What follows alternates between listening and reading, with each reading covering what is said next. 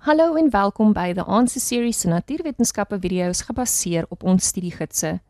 In hierdie video gaan ons die belangrike konsepte wat ons in hierdie onderwerp oor statiese elektrisiteit behandel het, kortliks hersien. Statiese elektrisiteit is stilstaande elektrisiteit, wat beteken dit kan nie beweeg of vloei nie. Dit kan egter gedeel word deur kontak tussen oppervlakke of materiale.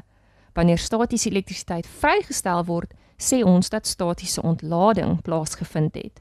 Statiese ontlading kan vonke of skokke veroorsaak wanneer die lading na die aarde of die omliggende omgewing verloor word.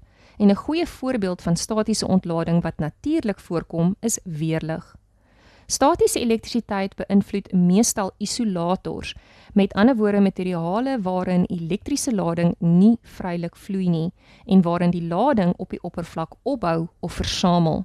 Voorbeelde van elektriese isolators sluit in polystyreen, wol en nylon. Statiese elektrisiteit word veroorsaak deur wrywing wanneer oppervlakke van materiale teen mekaar gevry word. Wrywing veroorsaak die oordrag van elektrone tussen hierdie materiale, omdat slegs elektrone in 'n atoom oorgedra kan word. Protone en neutrone is te styf aan die kern van die atoom gebind en kan daarom nooit bygevoeg of verwyder word nie.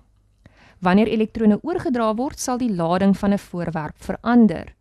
'n Materiaal is neutraal wanneer dit 'n gelyke aantal protone en elektrone het. As 'n materiaal elektrone bykry, het dit meer elektrone as protone en sal dit dus 'n algehele negatiewe lading hê. As 'n materiaal elektrone verloor, sal dit weer minder elektrone as protone hê en dus 'n algehele positiewe lading hê.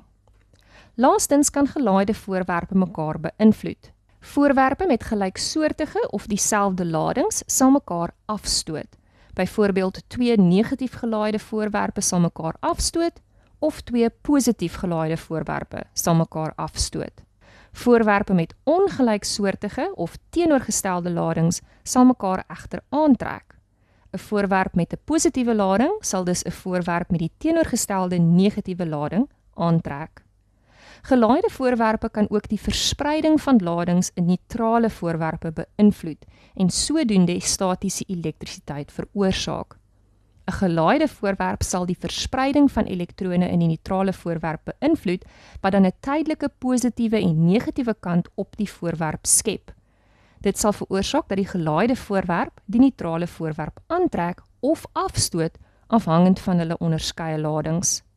Maak seker dat jy deur die volgende video se uitgewerkte eksamenvraag voorbeeld werk om te oefen hoe jy hierdie teorie op 'n tipiese vraag sou toepas.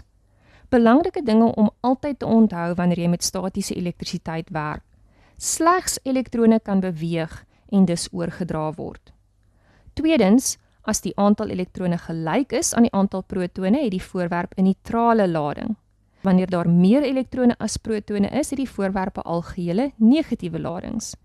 Wanneer daar minder elektrone as protone is, het die voorwerp 'n positiewe lading en laastens ongelyksoortige ladings trek mekaar aan en gelyksoortige ladings stoot mekaar af. Check out the video description below for practice questions from our study guides. If you found this video useful, give it a like and subscribe to our channel so you don't miss any new episodes. Follow us on Instagram or Facebook to stay on top of the latest TAS news and launches. So that's it for now from The Answer Series, your key to exam success.